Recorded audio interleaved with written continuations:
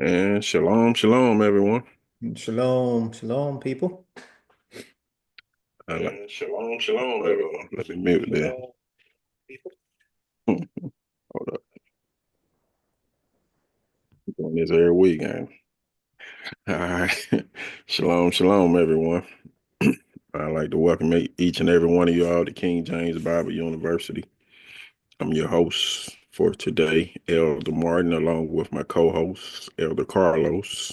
Shalom, shalom. Yes, and we are back at the Elder's Table, where we will be answering your questions in the order that they were submitted. As always, I'd like to thank each and every one of you all for submitting your questions, and hopefully everyone,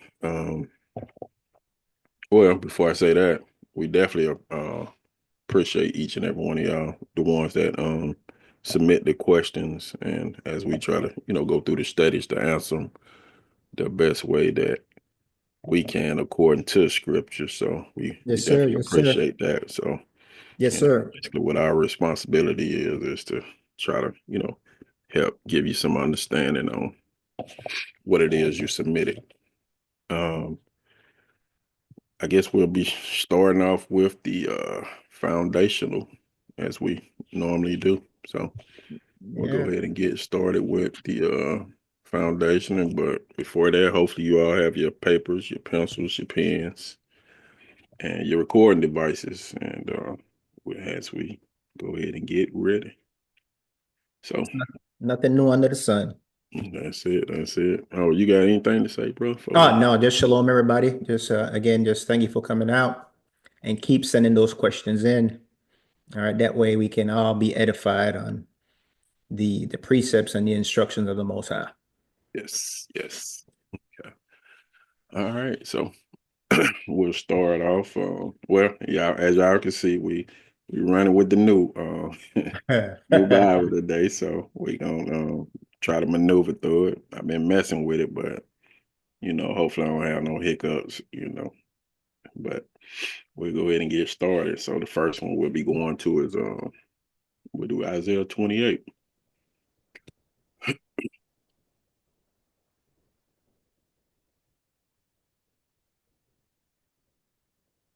We're Yeah, I quicker can. with this one though. Yeah, I can see it's much quicker, man. That's good. There you go. So That's good. can you see it pretty good? Yeah, for my old age, yeah, I got you. Got you. yeah, I'll make do. So let's get biz. All right. Isaiah 28, and we'll do 9 and 10 and say, whom shall he teach knowledge? And whom shall he make to understand doctrine? Them that are weaned from the milk and drawn from the breast. For precept must be upon precept, precept upon precept, line upon line upon line, here a little and there a little. So we know this is basically foundational. This is basically absolute.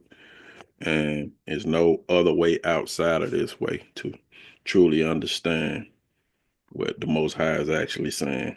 You can always look at things on the surface, but if you using these instructions, then it'll open up the Bible to you to where you'll get to see things that you know the mind couldn't even comprehend. So, all right, we'll go to the next one. We'll do Psalms. Take that one back down.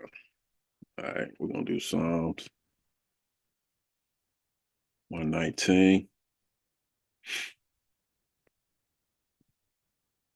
And we'll do 4.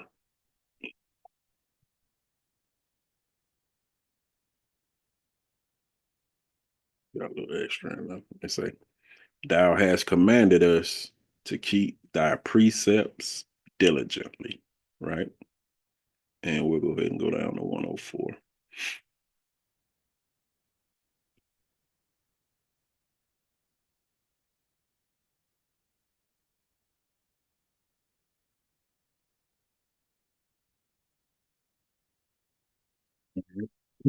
It says, Through thy precepts I get understanding. Therefore, And for that reason, I hate every false way. So we see that. So this is actually, it's commanded. These instructions are commanded. So it tells us like the precept upon precept, line upon line. So, and as I just said earlier, if you truly, want to get a deeper understanding of Jehovah, then this is the instructions on how we should operate. We'll go back to Isaiah.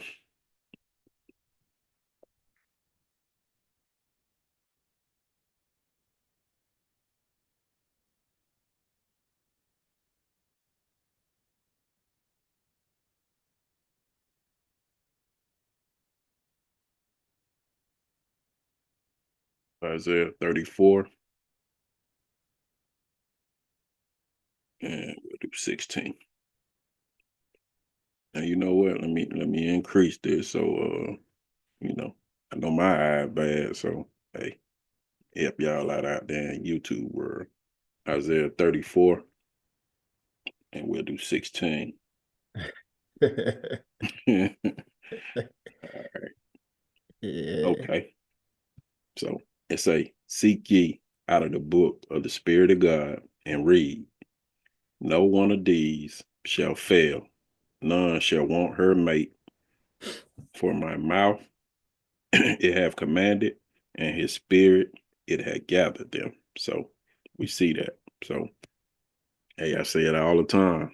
This Sovereign King James Bible with the 66 won't work, but this Sovereign King James Bible with the 81, this is what you need.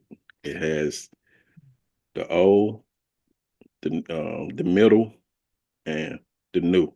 So you got the front, the bridge, and then the other side. So this is basically how we can understand what the Most High is actually saying. So we need that. So stick with this. Hey, it'll help you out a whole lot. We'll hit since I can move a little quicker, we're gonna go to Numbers.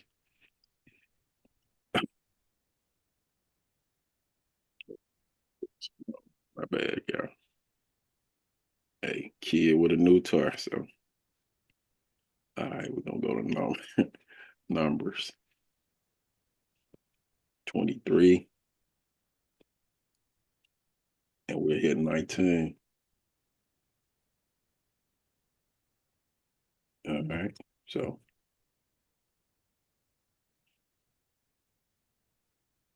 it said, God is not a man that he should lie, right? So it's full stop. Neither the Son of Man that he should repent. Had he said, and shall he not do it? Or had he spoken, and shall he not make it good? So we see he don't lie. And whatever he said, then it's absolute, it's concrete. So that takes us back to the precept upon precept. If that's an instruction, if we do it, then we good. So we'll hold it with that one, and we'll go ahead and get to the questions for the week. And shoot, let's get to it. All right. So first question is okay. All right. Question 1 says, I'm married, but my husband has been married once before. Do the Most High honor this marriage? So you can go ahead and get it going, bro. Uh, yes, sir. Yes, sir. Shalom, shalom, everybody. Yeah. So now you're married, and I'm thinking your husband didn't have the knowledge of the truth before, right? So, but now he does, right? So the Most High will honor your marriage with your husband, right? Just so long as that you stay married, right? So there's no more divorces, there's no more separation. So you guys are in for the long haul, right? So once you come to the knowledge of the truth, the same way you are married here on earth is the same way that you should be married unto who Christ. Mhm. So you stay married. There's no more separation, no more alienation from each other. And again, I've said it before, you guys are stuck with each other, right? Mhm. So now, my first scripture I'd like to share with them is Sirach 25:1. Right. So now you guys are married. Most I will recognize that, but now you have to be doing what? The will of God, right? So Christ is that anchor to your marriage, right? So you have a spiritual duty unto Christ to hold on to that marriage, right? So that earthly marriage is a physical representation of the marriage in heaven. So the same way you and your husband are married here on earth, right? The same way you should be married unto Christ, right? Mhm. So Sirach 25:1, I'm gonna start with that. And it Okay. reads, you got it? Yeah, I got it. And it reads, in three things I was beautified and stood up beautiful both before God and men, right? The unity of the brethren,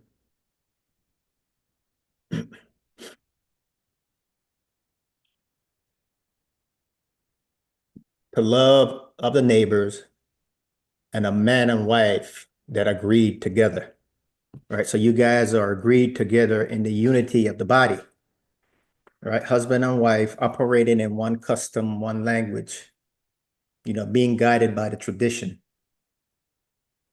being guided by the instructions of the Most High, Mhm. right? So that's an illustration of what obedience to the husband. That's an illustration of being obedience to the marriage, right? So let's go to Isaiah 54:5. Isaiah 54:5. So just like a husband and wife is here married on earth, right? We are married unto Christ Jehovah, right? So I'm just going to show a short illustration of that. So we here on earth, we are that woman, and we are married to unto Jehovah, or we are married unto Christ. Isaiah 54:5, and it reads, for thy maker is thy husband, the Lord of hosts is his way, and thy Redeemer, the Holy One of Israel, the God of the whole earth shall be what? Called. All right, so thy maker is thy husband. Again, so same way we are married here on earth, we should be married unto Christ. Right? So let's go to Ephesians 4:13.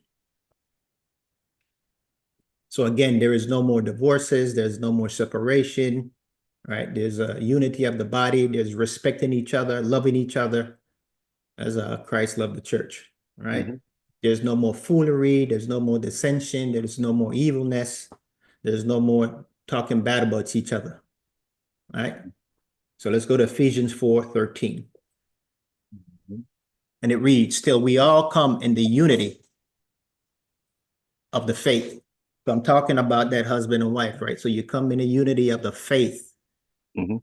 and the knowledge of the Son of God unto a perfect man, right? That male and female, right? Unto the measure of the stature of the fullness of what? Christ, right? Yes. So the fullness is the increase, the wealth, the riches, right? The knowledge that he gives us, right? So we lean and we depend on each other, but we also lean on the anchor, right? To get us through all of our issues. So I'm not saying just because we're husband and wife and we need to be following Christ, that you're not going to have any issues, you're not going to have any problems, right?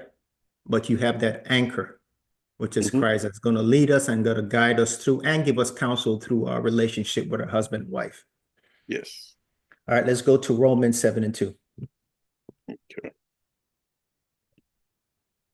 So you're constantly building, you're constantly reinforcing one another through strength in Jehovah, through encouraging, depending and moving harmoniously with each other, especially when Christ is guiding you guys. All right. So there's no confusion, there's no more strife between you guys. You guys are moving harmoniously towards who? Christ. And you're doing all those things in faith. All Yeah. right. And Romans 7:2, and it says, for the woman which had an husband is bound by the law of her husband for as long as he live. But if the husband be dead, Mhm. she's loose from the law of her what husband. So we know Christ is not going anywhere, right? Amen. So we are bound by what? The laws of the husband. All right. So Yes. we are married in this till we die. All right. Mhm. So you're not going anywhere. Yes. And let's go to what? Sirach 26:3. Okay. So you guys are husband and wife, and you're functioning as one unit now. Mhm. All right. You guys are thinking alike, doing things together, operating under the guidance of Jehovah. Yes. All right. So Sirach 26:3, and it reads, a good wife is a good portion. That portion again is what? Is the instructions and the knowledge that God gives you. Right? Both of you guys. And it says, which shall be given in the portion of them that what desire the Lord. All right. So the more you desire the Lord, the more he gives you that portion, the wisdom and knowledge. That way you guys can thrive in your relationship. All right. So let's go to Ephesians 5, 23 to 28. And this is my last set of precepts, bro. Gotcha. And again, you guys are now married. You guys as one, right? You guys are operating as one body, one flesh, right? You guys coming together and you seek in Christ first. You seek the treasures of heaven first, and then everything he shall give it to you. So Ephesians 5, 23 to 28. And it reads, for the husband is the head of the wife, even as Christ is the head of the church. And he's the savior of what? The body. So you guys are part of the body, right? Husband and wife. And it says, therefore, as the church is subject unto Christ, so let the wives be to their own husband in everything. Husband, love your wife, even as Christ loved the church, right? So, husband, we have a responsibility, right? To lead, to guide what? The wives, right? So, Yes. you love your wife as what Christ loved the church. Mhm. And it says, and gave himself for it, 26, that he might sanctify and cleanse it with the washing of water by the word. So you guys are being what? You guys are following the word.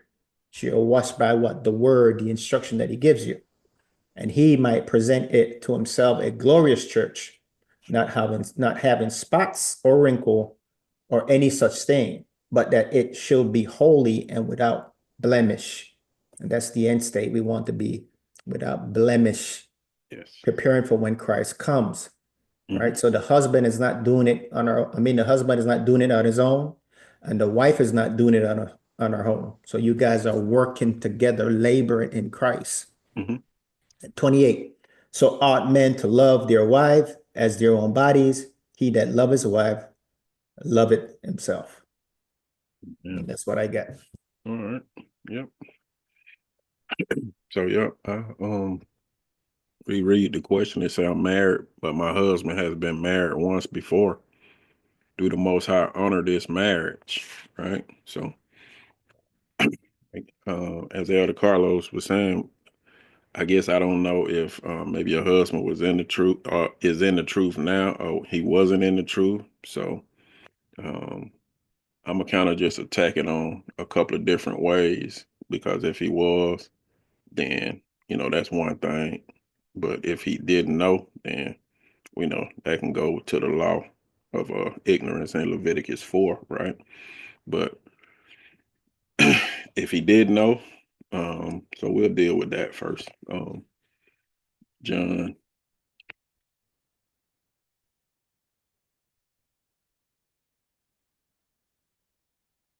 8,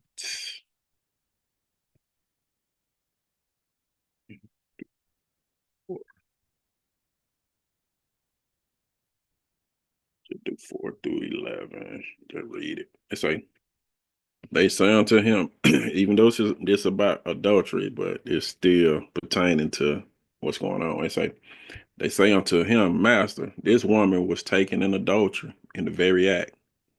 Now Moses in the law commanded us that such should be stoned, but what sayest thou? This they said, tempting him, that they might have to accuse him. But Yahushua stooped down and with his finger wrote on the ground as though he heard them not. So when they continued asking him, he lifted up himself and said unto them, he that is without sin among you, let him cast the first a stone at her. And again he stooped down and wrote on the ground. And they which heard it, being convicted by their own conscience, went out one by one, beginning at the eldest, even unto the last. And Yahushua was left alone, and the woman standing in the midst. When Yahushua had lifted up himself and saw none but the woman, he said unto her, now he's speaking to her spirit, woman, where are those thine accuser? Have no man condemned thee?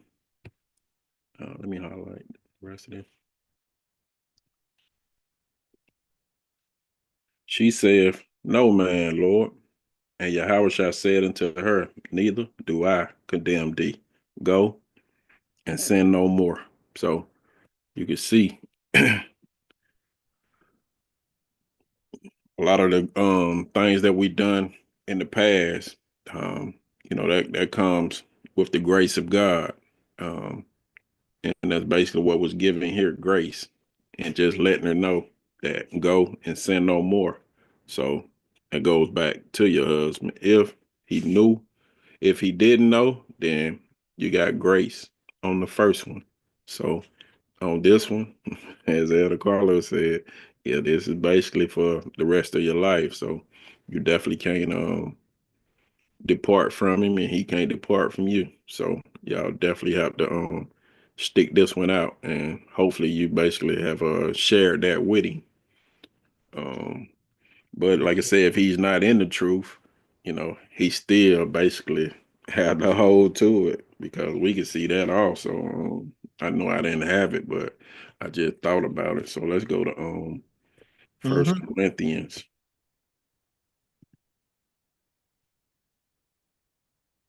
and we can do 7.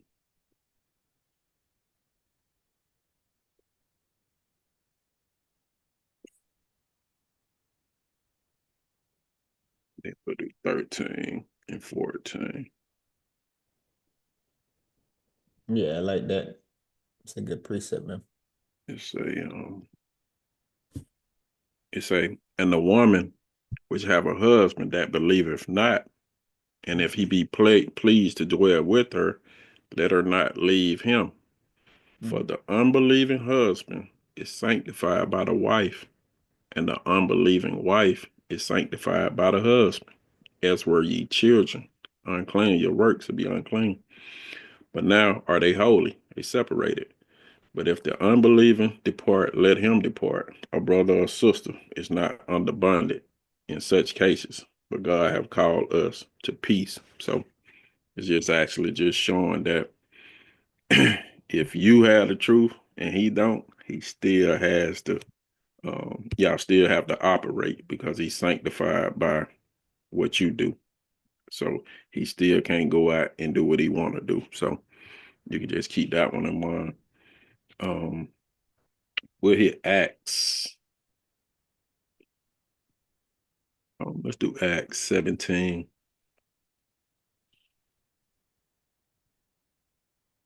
And we'll hit 28 to 30.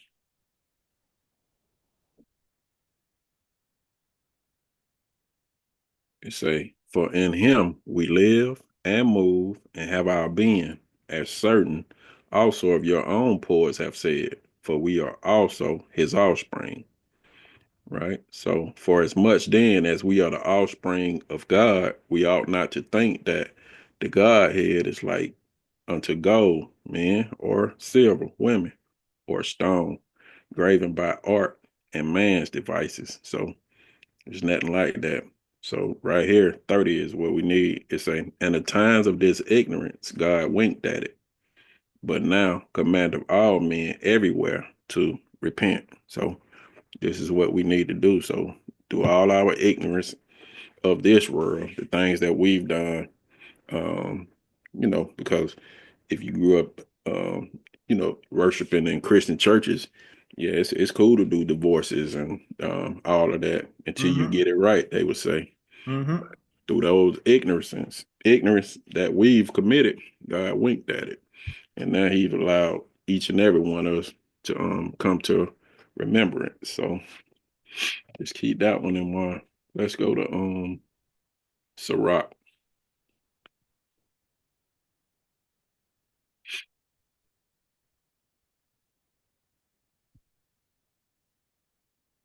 And we'll hit 30.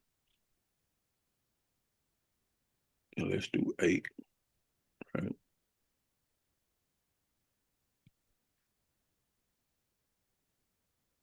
It says a horse, meaning our own interpretation, not broken, becometh headstrong. So, and a child left to himself will be willful, right?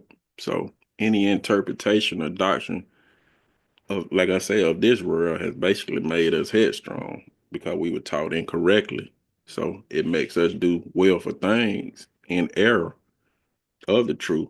So, and that's basically where the grace came from that he given. And we can see that also in Hebrews 10 and 26. Mm-hmm.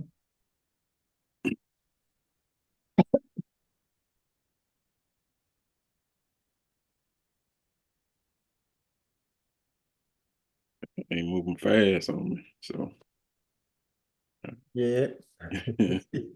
Hebrews 10, and we'll do verse 27. Yeah. So it says,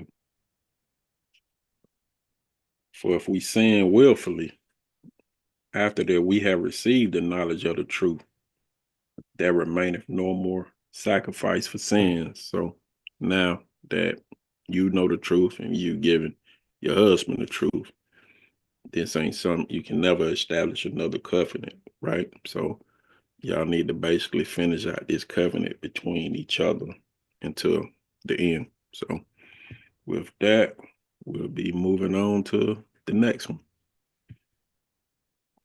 All right. Question 2. It's a, oh, I might well go to the first. Yeah, this was a good question. Yeah. All right. We'll go up to Exodus 29 and hit Yes. 7. Mhm.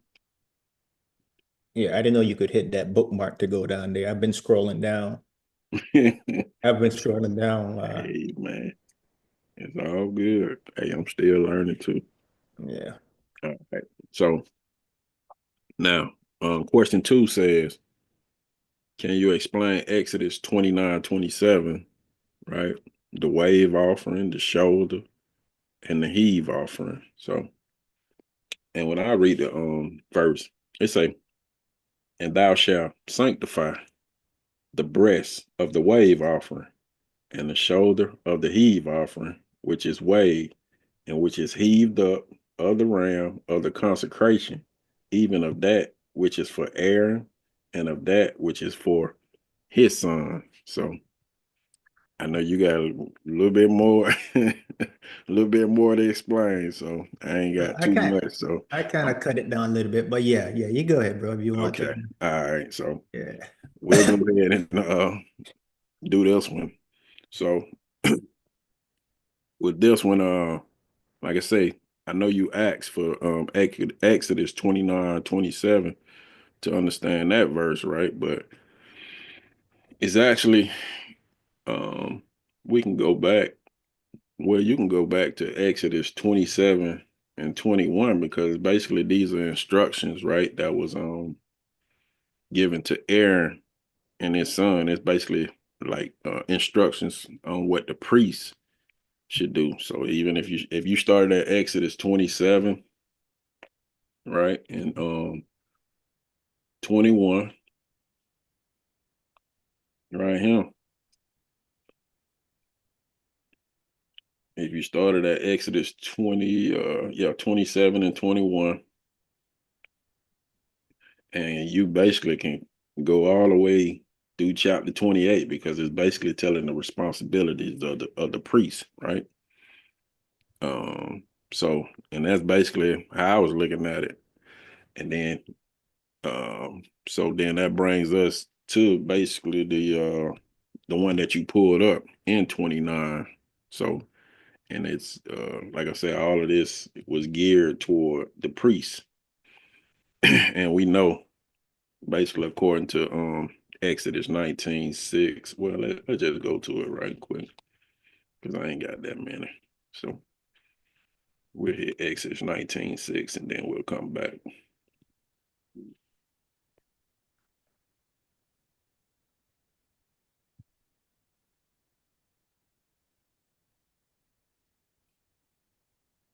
Say, Exodus 19:6 says, "And ye shall be unto me a kingdom of priests and a holy nation. These are the words which thou shalt speak unto the children of Israel."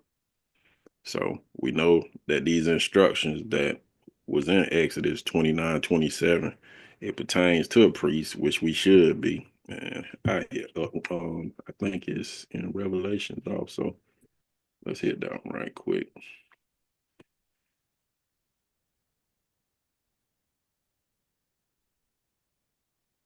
Revelations 1, and then verse 6.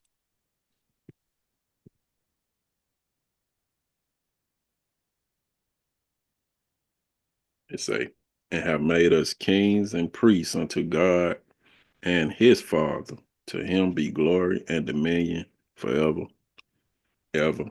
Amen." So we see that this is basically what's set out for us to be priests also. But we'll go back to the verse that you gave, and then we'll kind of what I did. The angle I took, I just basically just broke it down, and then we'll just look at it that way. So that's Exodus 29,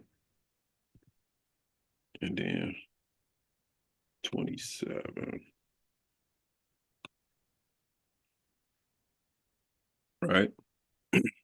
And so I just basically broke it down, and basically saying, endow as you shall sanctify, right? You're supposed to separate, man. You're supposed to wash and cleanse yourself. The breast, which right here in this verse, that breast is the cares or the desires, like where we know in this verse going to be talking about of the world. So you basically supposed to cleanse or separate from the cares or the desires of the wave offering, right? And we know the wave offering is you basically surrendering your past transgressions before the Spirit of God as a gift, right? And that's that wave offering. And the shoulder. So now you got the shoulder, right? You got someone that's going to bear your burdens of the heave offering, which the heave offering is a gift also that's been dedicated. It's basically showing a dedication and a commitment to put away from that wave offering. Like I say, your past transgressions. And that's basically, you can see that right there, which is wave. That's your past transgression. And which is heaved up.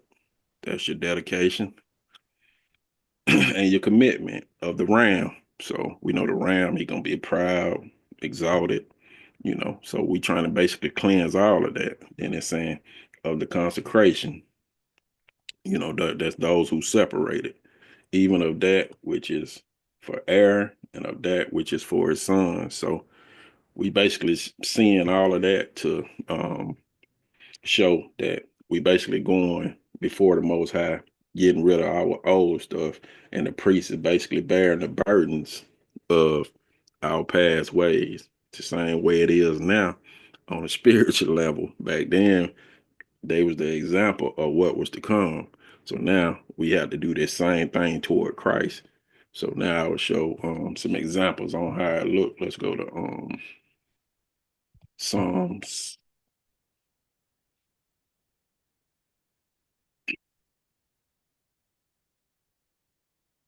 We'll do 51. And let's hit we'll do 1 through 4.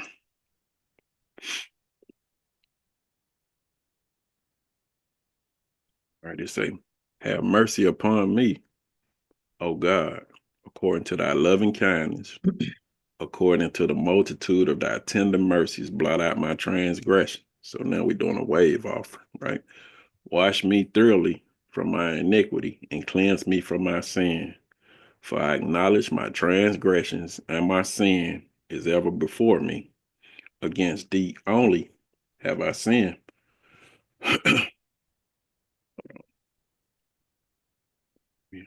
And done this evil in thy sight, that thou mightest be justified when thou speakest, and be clear when thou judgest.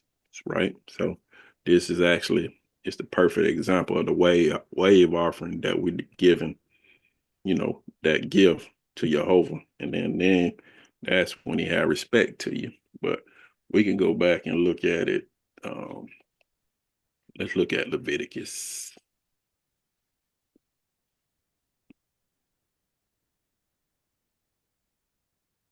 Leviticus, we'll do 26.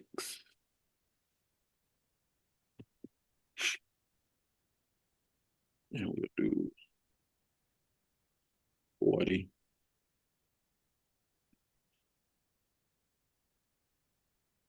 And say, if they shall confess their iniquity and the iniquity of their fathers with their trespass, which they trespassed against me.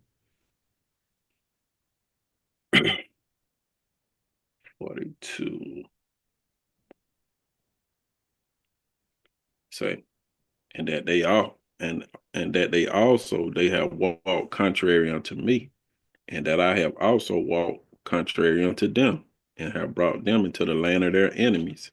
If then their uncircumcised heart be humble, and then they accept of the punishment of their iniquities, then will I remember my covenant with Jacob, and also my covenant with Isaac, and also my covenant with Abraham will I remember, and I remember the land. So we can see it's basically that offering that we given, that wave offering.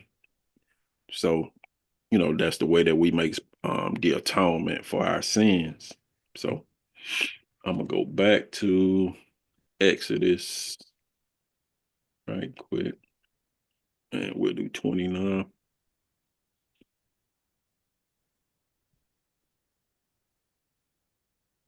And let's hit 27 again. And we'll just read it. It say, and thou shalt sanctify the breast of the wave offering, right? So we basically giving that gift for our past transgression, and of the shoulder of the heave offering, which is waved, and which is heaved up, of the ram of the consecration, even of that which is for Aaron, and of that which is for his sons. And then you can see verse 28 kind of explaining it. It says, and it shall be Aaron's and his son by statute forever from the children of Israel. For it is a heave offering, right?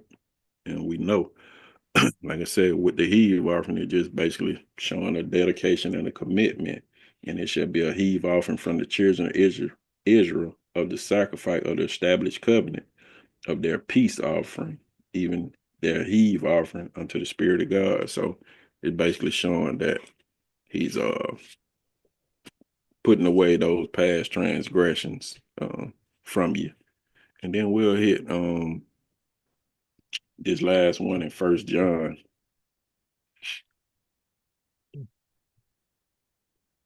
And it should bring it all the way home for you with this First John. Man, I got too many things open. Let me see. First John. We'll do 1. And then let's hit 5 through 7.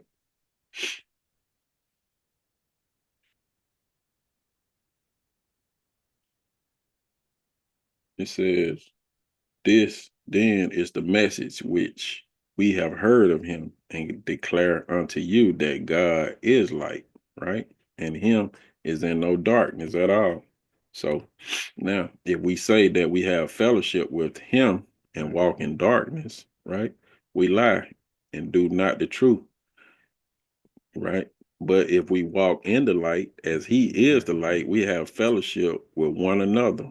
And the lifestyle of salvation, the anointed way, his son cleanses us from all our sins. So this basically just showing us that by taking on Christ and then bringing that wave offering, he cleansing us from our past transgression, which is the heave offering. So that's the gift that we definitely shouldn't take lightly. So hopefully I kind of explained it good enough, but if you kind of go back through it, then that kind of helps you out. So I'll let Elder Carlos take it from there. Yeah, shalom, people. All right, so let's go to Exodus 29, I guess the start of it. So I kind of looked at it too, where I kind of like focus on where they ate of it. So they learn of their past transgression, and they learn of the of all their faults that they're doing. That way they can continue to teach Mm-hmm. and to guide the people. So let's go to 27. Okay. And it says, and thou shalt sanctify the breast, of the wave offerings, right? So we know that wave, again, they're waving their past iniquities away, right? Mm-hmm. And the shoulders of what? The heave offering. So again, look at the shoulders, that burden that they carry for the children of Israel, Mm-hmm. right? Their part of their responsibility was to guide and to teach and to enforce the laws of God. So they're shouldering that burden, that they're heaving the offering upward. So Mm-hmm. just kind of picture it physically in your mind. So you wave your transgression away from side to side, and you heaving up the burden, right? So that's the burden that you're taking on as the priests and the Mm-hmm. Levites of the Most High. And just always remember too that there were priests in every tribe, right? So Yes. that way they could have easy access to the people, right? And they could teach and guide the people. So that's the shouldering. And then I'll continue. And it says, which is waved and which is heaved up. So you have to heave it upwards, right? And it's all an offering to the Most High. And the ram of the consecration, even of that which is of Aaron, and of that which is for his sons. So it's for Mm-hmm. Aaron and his sons, Yes. right? And I'm gonna read 28, and it says, and it shall be for Aaron and his sons by the statute forever, right? But we know we have Christ in play now, right? So the baton is passed on to Christ, Mm-hmm. right? And then it says, from the children of Israel, for it is an heave offering, and it shall be a heave offering to the children of Israel of the sacrifice of their peace offering. And that peace offering is the being remorseful and the forgiveness and repentful of Mm-hmm. all past sins. Right. Yeah. And then it says, even their heave offerings unto what? To the Lord. So again, that is that gift that they're presenting to the Lord. Mm-hmm. So let's go to Leviticus 3 and 6.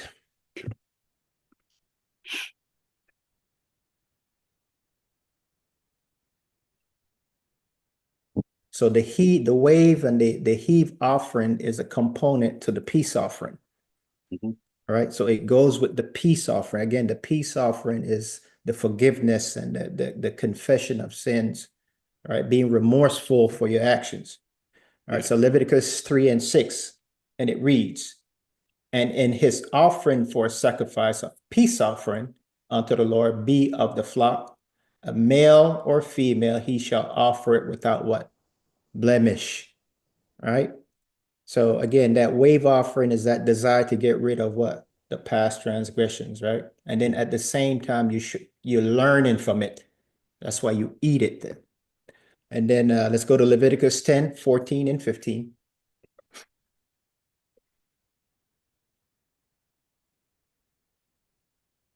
So that wave offering, you wave it from side to side, side to side. And then the heave offering, you wave it up and down. You heave it up. And it reads Leviticus 10, 14, and 15. And it says, and the wave breast and the heave shoulder shall ye eat in a clean place, right? Thou and thy son, so they shall learn of it, the breasts and the shoulders, right? The heave and the breasts and the shoulders shall ye eat in a clean place, and thou and thy sons and thy daughters with thee, for they be thy due and thy sons' due, which are given out of the sacrifice of peace offering out of the children of Israel. The heave shoulder and the wave breast shall they bring with the offerings made by fire of the fat to wave it for a wave offering before the Lord. There goes that wave offering, and it shall be thine and thy sons with thee by statute forever, as the Lord has what commanded. All right. So let's go to Leviticus, no, Exodus 29 and 24. Exodus 29 and 24. So all these things, the shoulders and the breast shall be given to who? Aaron. And he's the one that's doing the waving and also the heaving upwards. And it says, and thou shalt put all in the hands of Aaron, and in the hands the power of his sons, and shall wave it them from a wave offering what before the Lord. All right. So let's go to Leviticus 9, 19 through 21.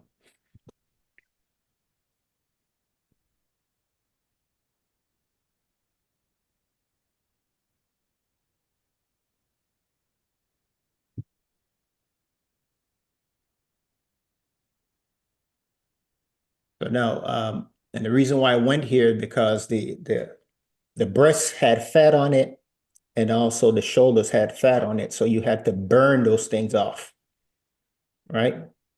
So, and it reads Leviticus 19 through 21, and it reads, and the fat of the bullock and all the ram of the rum, and that which covers the inward part of the kidneys and the caul above the liver, and they put the fat upon the breasts, and he burned the fat upon the altar. So the fat that's on the breast, they burned that fat. Again, that fat is the disobedience and the rebelliousness. That's what you're burning off, right? And it says, and that the breast and the right shoulder of Aaron wave for a wave offering before the Lord, as Moses had what? Commanded. All right, so let's go to the heave offering. The heave offering is to be raised, to be dedicated, right? To be elevated in thanksgiving, hallowed and sanctified, Yeah. right? So again, that shoulder is the bearing and carrying the burden, right? Provide the Levites providing the service to strengthen, to build up, to support the people in doctrines and teaching through counseling and guidance and direction. A task of what that spiritual leadership, aligning the souls to do the will of Jehovah. All right. So let's go to Galatians 6 and 1. I'm going to show you an example of shouldering the burden. And then Galatians 6, 1 and 2. Again, the way I kind of like break it down, I kind of like looked at it and then I try to picture myself doing it as I was reading through it. Right. And it says, children, obey your parents in the Lord, for this is right. Honor thy father and thy mother, which is what the first commandment of promise. All right. I'm missing a precept. Hold on one second. Where it says shoulder the burdens of the people. Is that Galatians? Hold on one second.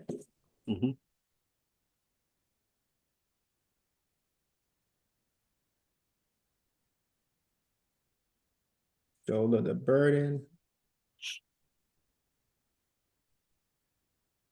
Yeah, somehow it got erased. I erased it on. Let me see.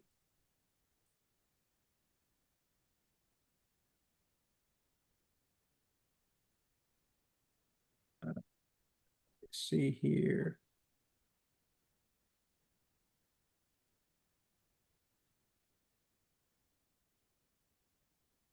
Just hold up one second, people. See if I can find it.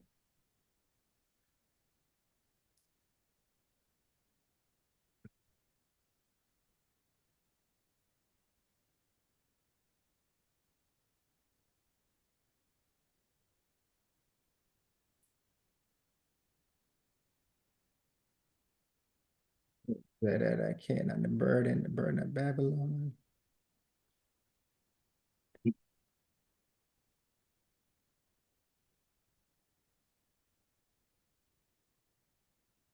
Yeah, I can't find it. But you know what? Let's go to Numbers 11. I'll show another example. I just wanted to show an example of burden, that the Levites had the burden of the people. But this right here is a good example of the 70 elders that had to shoulder the burden of the people. So let's go to Numbers 11. Mhm. For some reason, it got erased. I had Galatians 6 for some reason. I guess I'll find it later. But Numbers 11 through 16. Okay. Yeah. And that, to me, that's a good example right there. I should have just gone there real quick.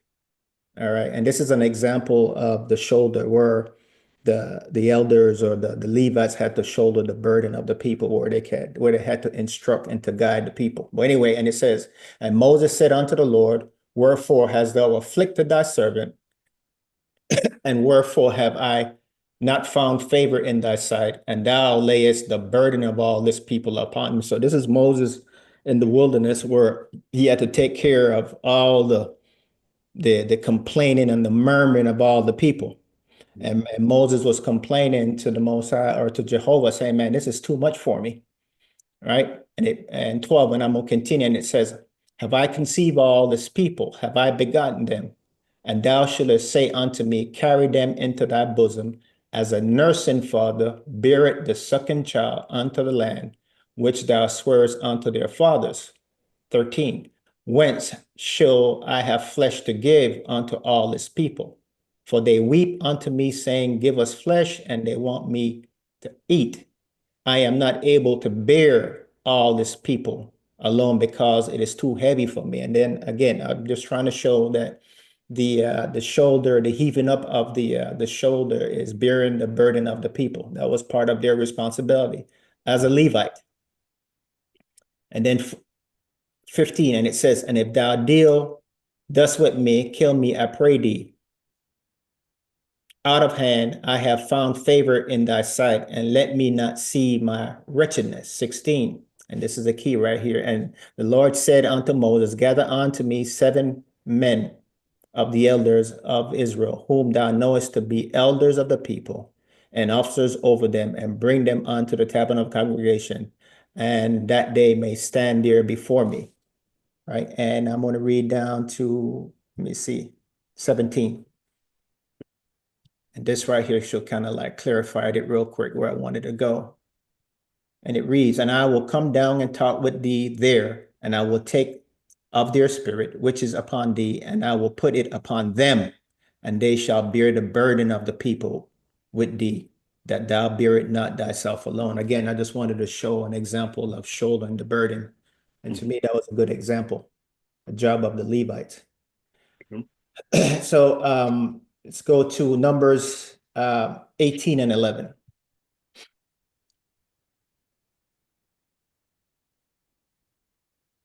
And this is my last precept.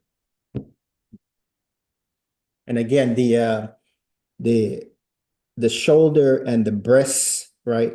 The Levites, they ate of it, right? That way they can learn from it and either not to do it again or to continue to doing what the will of God. So Numbers 18 and 11, and it reads, and this is thine, the heave offering of their gift, with all the wave offering of the children of Israel. I have given them unto thee, and to thy sons and to thy daughters with thee. That's what 28 said in Exodus 29 and 28. By a statute forever, everyone that is clean in thy house shall what? Eat of it. So everyone in thy house, the Levites, shall learn of it, the shoulders and the breasts. And that's all I got. All right. All right. Moving on to the last one. Um, Yeah, let me see if I can find that Galatians, man. Well, like that's kind of like so we'll said go to burden. And then when you're not looking for it, you can find it. But when you need it, you can't find it. Amen. Rarely. All right, no key. Second Edges 14. All right. So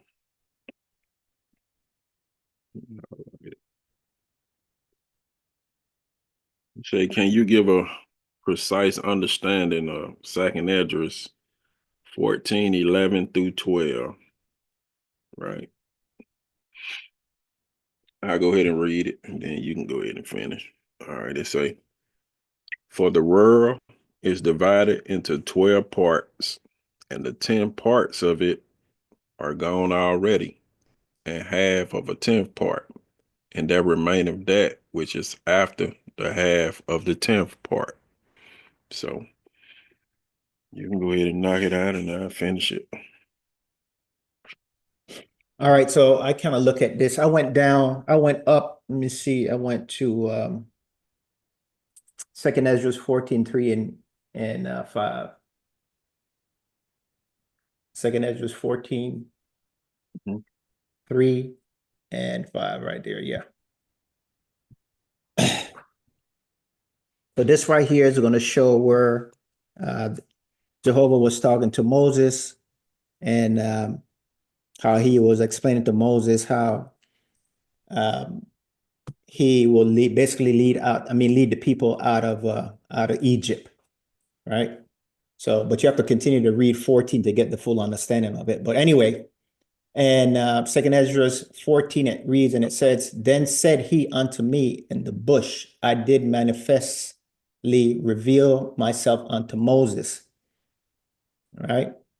And talk with him when my people serve in Egypt. So again, this is Ezra. He was um, talking to the angel, and this is the conversation that they had. And it says, and I sent him and led my people out of Egypt, right? And brought him up to the mount, and where I led him by me alone. And it says, and told him many wondrous things, and showed him the secrets of the times and the end, and commanded him, saying, I'm gonna read 6, and it says, these words shall thou declare, and these shall thou what? Hide. Mhm. Right. So I kind of went back there to kind of start my understanding. And then from there, I went to Exodus 3 and 8.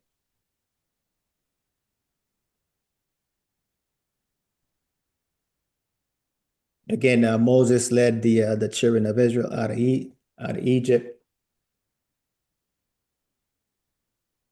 Exodus 3 and 8. Yeah, right there. And it says, and I am come down to deliver them out of the hands of the Egyptians, and to bring them up out of that land unto a good and land and a large, unto a land of flowing of milk and honey, unto the place of the Canaanites, the Hittites, the Amorites, the Perizzites, the Hivites, and the Jebusites. So the conversation that they were having is basically what Moses will lead, or Moses will lead the people out of Egypt into the land of milk and honey, right? The land of what? Knowledge and wisdom. The land that getting the knowledge of the truth, right? And doing away with the falsities and the old things of Egypt, right? Yes. So let's see where I went after this. I went to Numbers 34, 13 and 15. So again, the milk and honey is the nourishment and the sweetness and the wealth and of God's words, right? The faith, the increase in wisdom. The milk is the foundational understanding of God's word, the teaching, right? So Numbers 34, 13 and 15. 34, 13 and 15. And it reads, and Moses commanded the children of Israel, saying, this is the land which ye shall inherit by lot, which the Lord commanded to give unto 9 tribes and a half tribe, right? So these are the 9 and a half tribes that cross over Jordan, right? And then at 14, and it says, for the tribe of the children of Reuben, according to the house of their fathers, and the tribe of the children of Gad, according to the house of their fathers, have received their inheritance, and half tribe of Manasseh have received their inheritance. All right, so that's the 2.5 tribe that remained, right? So if you go back to Second Ezra 14 again, if you don't mind. Second Ezra 14, 11, and 12.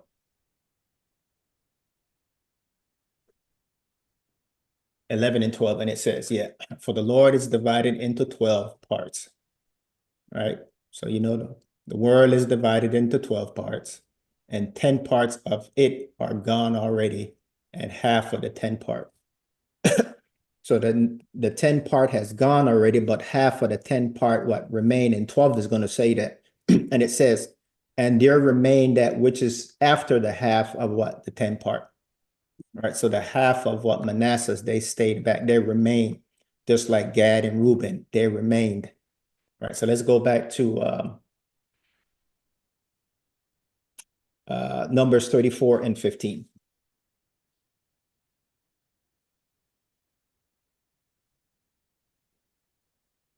Numbers 34 and 15.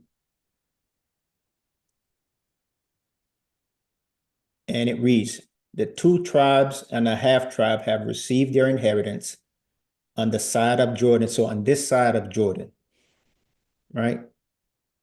And it says near Jericho, eastward towards what? The sunrise. All right, so let's go to 32, 1 and 5. And we know that Jordan is the what? Crossover to the truth, to the knowledge, right? And coming out of what? The falsities, the lies and the deceit, the things of the flesh, right? So Numbers 30 through 1 through 5. And it reads, now the children of Reuben and the children of Gad had a very great multitude of cattle. And when they saw the land of Jasser and the land of Gilead, that behold, the place was a place of what? Cattle. So this land right here on the other side of, on this side of Jordan, it was, I guess, big, and it had enough space to put all their cattle, right? And it says, the children of Gad and the children of Reuben came and spake unto Moses and to Eleazar the priest, and unto the prince of the congregation said, Atharat and Deban and Jazer and Nimrod and Heshbon and Eliad and Shaban and Nebo and Beon, even the country which the Lord smote before the congregation of Israel, is a land for cattle. So again, that land that they were asking for, it was huge and it was vast. That way they could keep their what? Their cattle. And thy servants have what? Cattle. Even the servants had cattle. And then 5, and it says, wherefore said they, if we have found grace in thy sight, let this land be given unto the servants for a possession, and bring us not over to what? Jordan. So again, Gad and Reuben and half the tribe of Manasseh, they stayed on the other side of what? Jordan. They did not cross over. Mhm. So let's go to Joshua 13. And this is a lot to try to piece together, but I'm trying to condense it that way you can understand. Okay, Joshua 13, 7 and 8.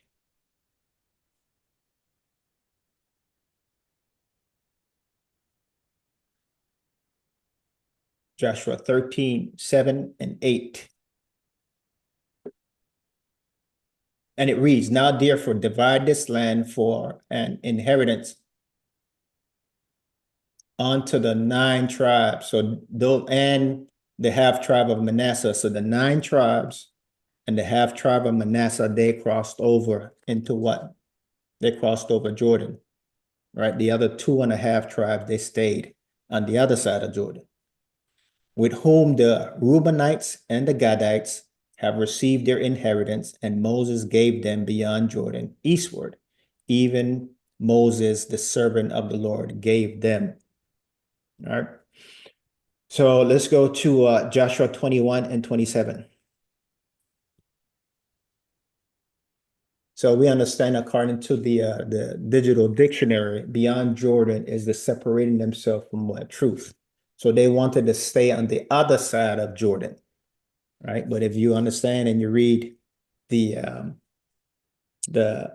you go through the digital dictionary, it tells you that they're separating themselves from the truth, right? And Jordan is to cross over. So you cross in over what? Into knowledge and wisdom. So Joshua 21 and 21 and 27. Yeah, okay. Gotcha.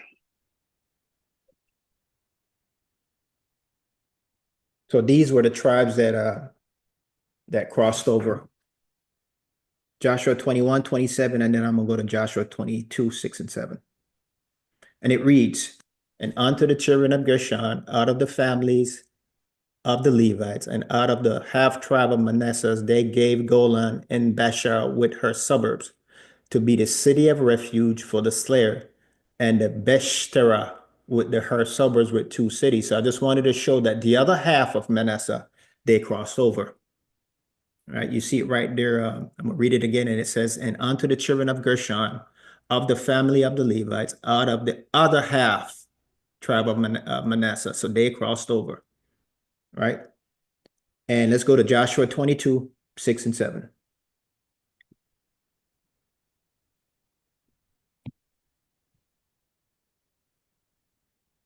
Joshua 22, 6 and 7. And it reads, so Joshua blessed them and sent them away, and they went unto their tents. Now, to the half of the tribe of Manasseh, Moses has given them possession in Bashan. But unto the other half, again, I just wanted to show that one half stayed beyond Jordan, the other half of Manasseh, they crossed over in Bashan. But unto the other half thereof gave Joshua among their brethren on this side of Jordan westward. And when Joshua sent them away also unto their tents, then he what? Blessed them. All right. So let's kind of address the world. We know who the world is, right? So let's go to Amos 3, 1 and 2.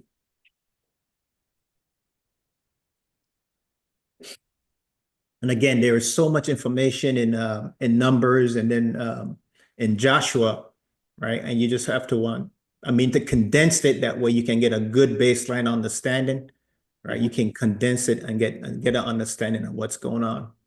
So Amos 3, 1 and 2. So that world, let's see who that world is. And it says, hear this world that the Lord had spoken against you, O children of Israel, against the whole family, which I brought up from what? The land of Egypt, saying. So those that came out of Egypt, that's the world, right? You only have I known of all the families of the earth. Therefore, I will punish you for all your what? Iniquities. So let's go back to 2nd Ezra 14, because I know you're going to go there when you start.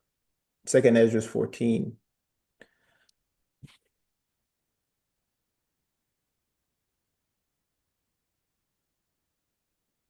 Yeah, go up and it's go down a little bit. And it reads 2nd Ezra 14 and 11. It says, for the world, we know who the world is divided into 12 parts. That's the 12 sons. And the 10th part of it are gone already. All right, those were the ones that crossed over. And half of the 10th part. And then it says 12. And there remain, who remain? The other half. And the other 2 tribes, Gad and Reuben. That which is after the half of what? The 10th part. That's all I got, bro. All right. Yeah, so we see the basically the scriptures, 2nd Ezra 14, 11 through 12. The world is divided into 12 parts. Now I know you did provide some scriptures, so and we always appreciate that when someone is actually doing their studies and trying to figure it out. So you provided some pretty good scriptures. But I'll just kind of show you what I have, and hopefully it'll help you out a little bit further. I do know that you had in one of your scriptures you provided, 1 Samuel 10:20, the tribe of Benjamin. And you basically was saying that they was cut off. Now Benjamin never was cut off. Um, So I did want to make sure I make that known. Only Dan was removed from uh, from the promise. So I wanted to put that out there. Now, when they say the world is divided in 12 parts, the world as how Jehovah sees it. He sees Israel as the world. So each tribe, right, is a part. So when each one of the old parts are combined together, it makes up the world as a whole. And that definitely don't change because Jehovah don't change. So now also when you see part in when it's pertaining to the Most High, is also speaking of portions also. So, and we'll see that right quick. Let's hit Deuteronomy.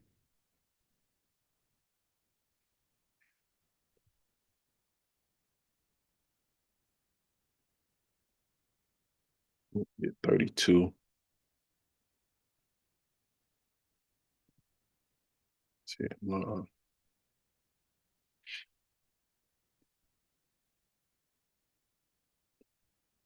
Let's say Deuteronomy 32:9 say for the spirit of God's portions is his people. Jacob is the lot of his inheritance. And we see that again in let's go to Sirach.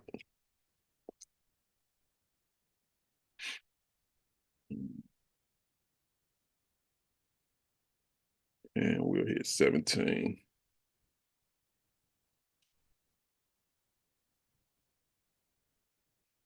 17 and 17.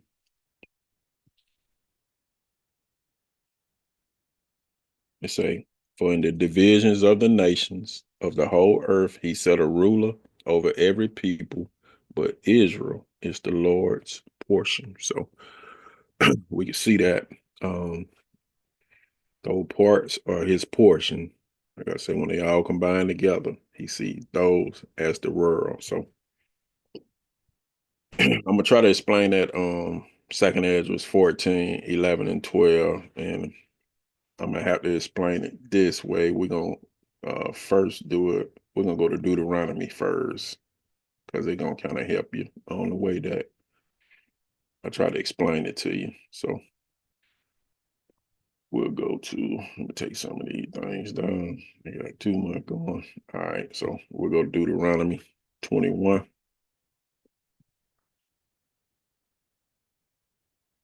and then we'll hit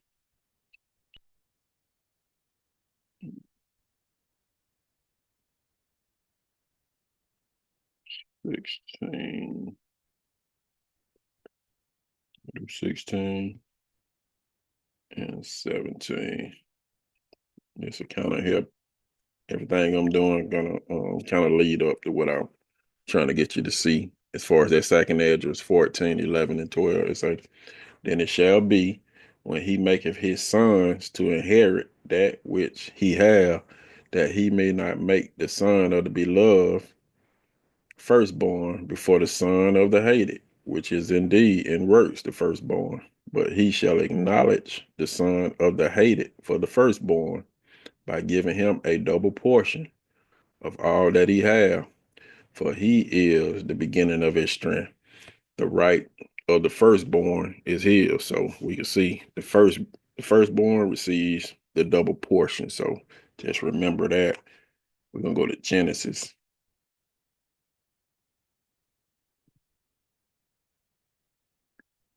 48, and we'll hit 21 and 22.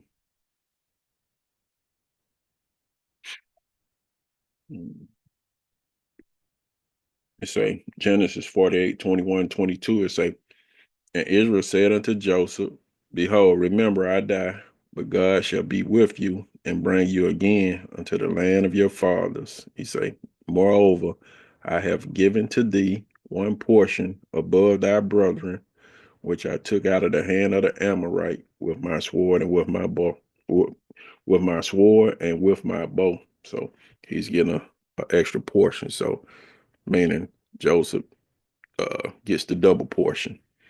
Um, we'll go to First Chronicles right quick.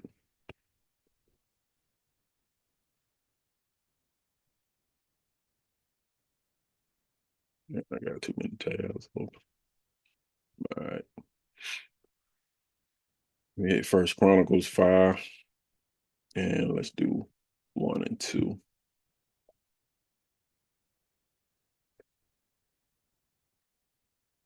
It said, "Now the sons of Reuben, the firstborn of Israel." So Reuben was the firstborn, right? The firstborn of the flesh. For he was the firstborn. But for as much as he defiled his father's bed, his birthright, so he had to give up that birthright, was given unto the sons of Joseph, the son of Israel.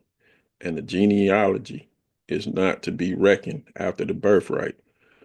For Judah prevailed above his brethren, and of him came the chief ruler, but the birthright was Joseph. So they're basically just confirming Genesis 28, 21 through 22, showing that Joseph, with the birthright, he got the double portion. Let's go back to Genesis, and we'll go back to 48.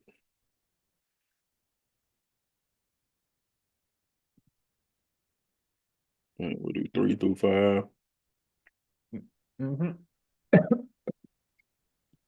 It say, "And Jacob said unto Joseph, God Almighty appeared unto me at Luz in the land of Canaan, and blessed me, and said unto me, Behold, remember, I will make thee fruitful and multiply thee, and I will make of thee a multitude of people, and will give this land to thy seed after thee for an everlasting possession.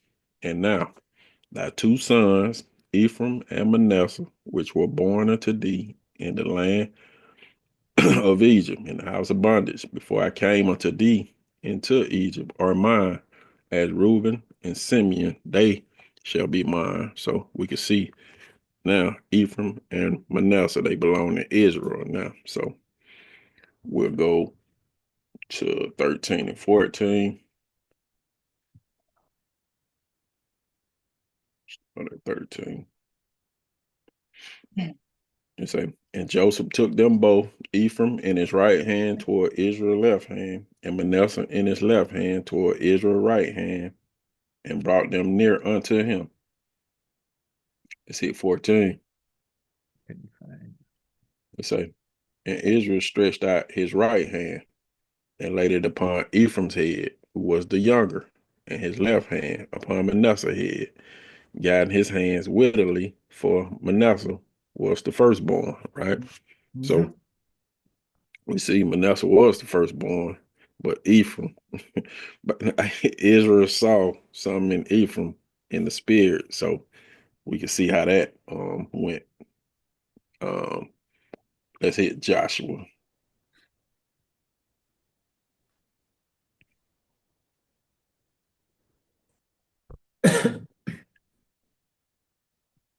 Mm-hmm. And we'll do Joshua 21. Mm-hmm. And let's hit do 5 and 6. 5 and 6, yeah. Let's say, "And the rest of the children of Kohath had by lot out of the families of the tribe of Ephraim." So you see Ephraim, he's a full tribe. "And out of the tribe of Dan, and out of the half tribe of Manasseh, 10 cities. And the children of Gershon had by lot out of the families of the tribe of Issachar, and out of the tribe of Asher, and out of the tribe of Naphtali, and out of the half tribe of Manasseh, and Bashan, 13 cities." So you can see Manasseh was split into two half tribes. Mm-hmm. So they split. Um, so we can look at Joshua 22, and let's hit 7 right quick. Man, that's a lot of Say, information, bro. yeah. "Now to the one half of the tribe of Manasseh, Moses had given possession in Bashan, but unto the other half," so you can see Manasseh is two halves, which two half makes a whole, but it's a whole lot more go with it. "Thereof gave Joshua among their brethren on this side Jordan westward, And when Joshua sent them away also into their tents, then he blessed them. Right.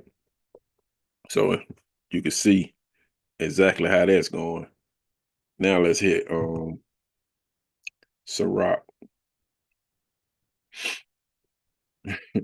So yeah, there's definitely a lot of jumping and to Yeah. try to give understanding. But if you wrote these down, then I promise you to kind of help you out a little bit more. But we at Sirach 44, and we'll do 21 and 22.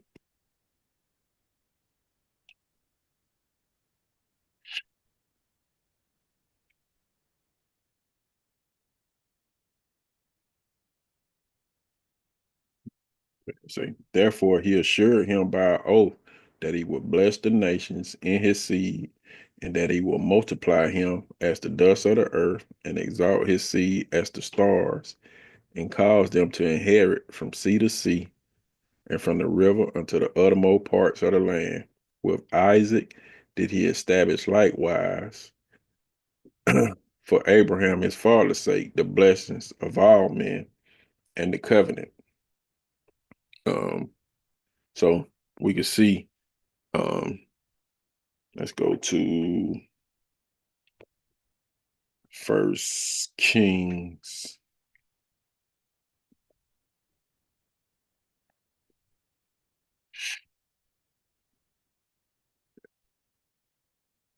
First Kings. So this will kind of explain to you the world being divided. So let's hit First Kings.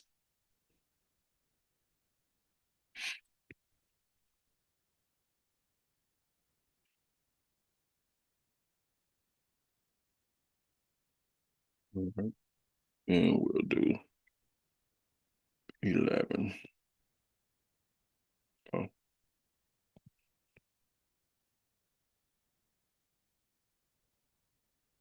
still trying to figure out this Bible, but we'll get it. Yeah. And, Yeah. Take your yeah, time. we'll do 9 through 11. Um, Highlight it, and I'll bring it back into focus. First Kings 11, 9 through 11. So this basically is explaining the second address right here. It say, and the Lord was angry with Solomon because his heart was turned from the Spirit of God of Israel, which had appeared unto him twice. And he commanded him concerning this thing that he should not go after other gods, but he kept not that which the Spirit of God commanded.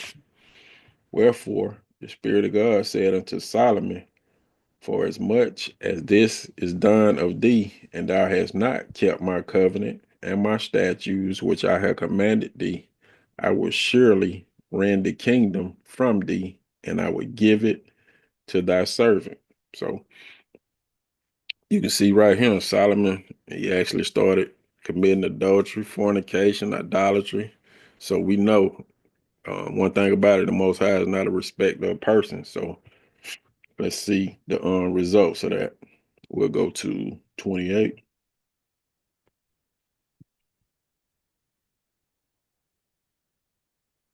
Let's say, and the man Jeroboam was a mighty man of valor, and Solomon, seeing the young man that he was industrious, and he made him ruler over all the charge of the house of Joseph.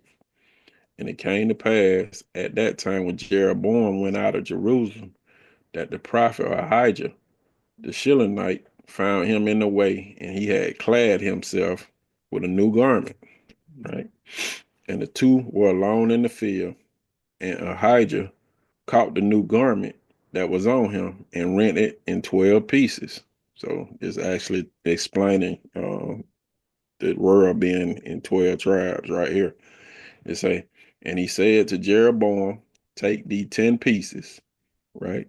For thus says the Spirit of God of Israel, remember, I will rend the kingdom.